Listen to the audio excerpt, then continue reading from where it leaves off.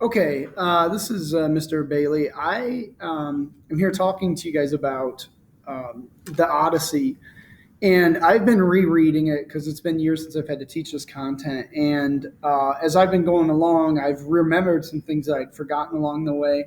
And then there's also some things in this version that I don't recall that I had read before. And I wanted to make it a point to kind of talk your way through it. So if we go back to a few weeks ago, before we had all this testing, we had read the story of the home of the winds in Circe. And one of the things I wanted to point out about that particular story is it's meant to illustrate something about Ulysses, in particular, what sets him apart from his men and his crew. Obviously, here's a perfect example of a hero well on his way home, and his crew members seeing this bag that had helped them get home. And because they're not very bright and they think that there's something of value in there, which is to be covetous, to be going after things that are not theirs, essentially, uh, Odysseus's or Ulysses's own crew opens up the bag of the winds, and that forces him to be blown away hundreds and hundreds and hundreds of miles away from his home destination, which he was within eyesight of at the end of that story. And that goes back to this pattern of here's this epic hero, this guy who's on this journey, who eventually uses his intelligence and wits to get this close to being home. And then there's these people surrounding him, his crew members. And his crew members, oftentimes, and even in the previous chapters and the like, have been really ruinous in their decisions. And if you think about this one hero up here and the crew members all down here, one of the things that makes these stories important and reflective of the societies they come in is that that's how their societies actually were reflected. If you recall, if you learned anything about world history, you know that for the longest time, most human beings organized society based upon like a king or somebody who was destined and powerful by God. And then there was everybody else below that. And that's similar to the type of heroism that you see. You have one hero, Ulysses, who clearly is cautious and represents the ideals of Greek society and is also cautious of the gods and what they tell him that he can and can't do. And he's very cognizant of those things as he's going throughout his journey. Conversely, you have other people alongside of him that their moral compass is ambiguous and they make dumb decisions as a result. Well, that's because the story was meant to teach lessons that go along with the mores of the society that they came in. Which brings us to some of the things that we've already been reading, which I wanted to kind of briefly talk you through. In particular, I was reviewing of the Sirens and Other Wonders. And one of the things that I thought was interesting is as he's approaching the Sirens, he, waxes his ears closed and all that stuff. And, basically, if you think about one of the archetypal patterns that every hero, every male hero, and specifically goes through, especially in the ancient legends, is this idea that women somehow cause the downfall of man. And the Sirens in particular were supposed to be beautiful mermaids who sang so sweetly and with such lovely voices that no matter what happened, the men would be enticed by them, and then they would turn them into, and they would flew upon the men and tore them to pieces and devour them. Well, this is another example of like the seductive female archetype, the seductive female that holds the man back from doing what he needs to do.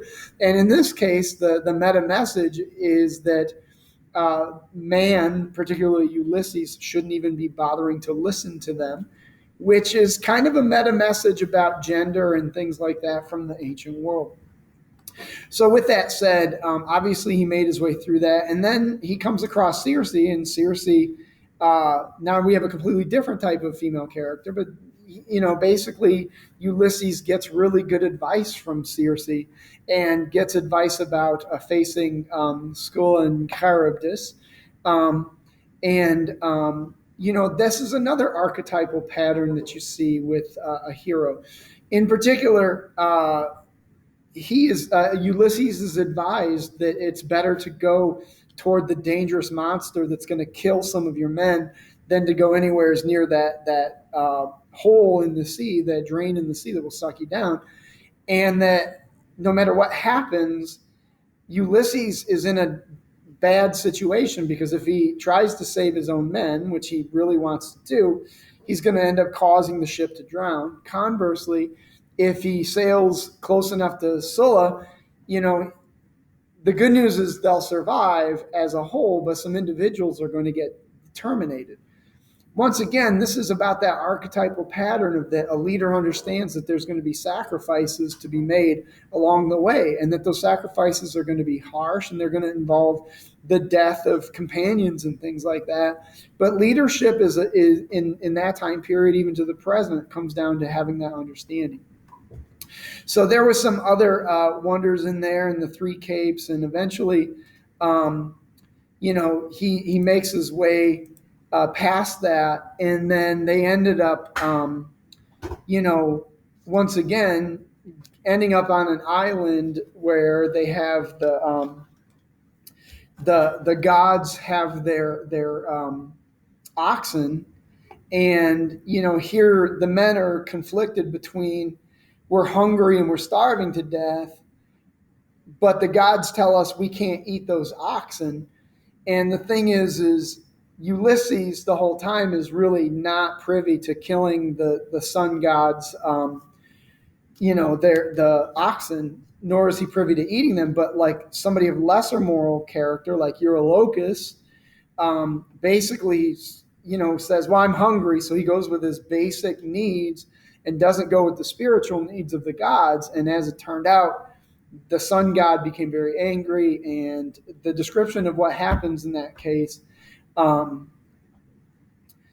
comes about, and you realize, like, this is why Ulysses is up here and why his men are down here. Men give in to their primal urges, whether it's hunger, for whatever desire that they have, whereas a great man can forego those worldly urges and have a long-term plan and a goal that appeases the gods, and that's the man that you want in charge. And that's kind of what that particular anecdote was meant to teach from the ancient Greeks. Similarly to in the reading that we had this week on what happened in Ithaca, another really important pattern to heroism and to society and ancient societies and how they're organized and power structures and the like is the idea of father to son lineage, like going from Ulysses, who's the father who's trying to get home, and then his son who's been waiting for him, Telemachus.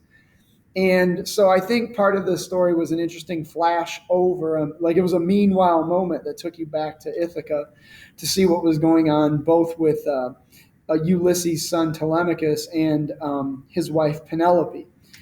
So in that particular story, too, another archetypal pattern that happens in the Greek and Roman stories and in the ancient Norse stories is this pattern of gods coming down to earth in the form of human forms and bringing news or passing information to the favored characters, or even in a certain extent, Athena, who comes to earth in this particular story. In the Iliad, the prequel to this, she comes to earth specifically to fool one of the Trojans, which causes his downfall.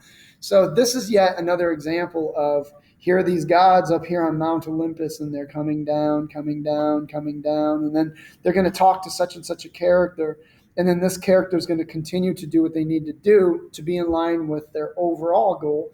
And in this case, Telemachus has an overall goal of being reunited with his father so that he can come back and be the king and be back together with his wife Penelope, and that Telemachus can be the rightful heir and the rightful son of Ithaca, which is the last kind of archetype that I wanted to point out as I was talking my way through this.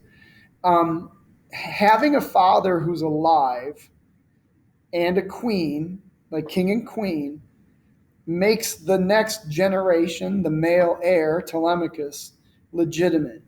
And this lineage, using bloodlines to determine who rules next, is an ancient way that has been done for thousands and thousands of years, and not necessarily because of the right reasons, but because it was the best system that human beings would come up with.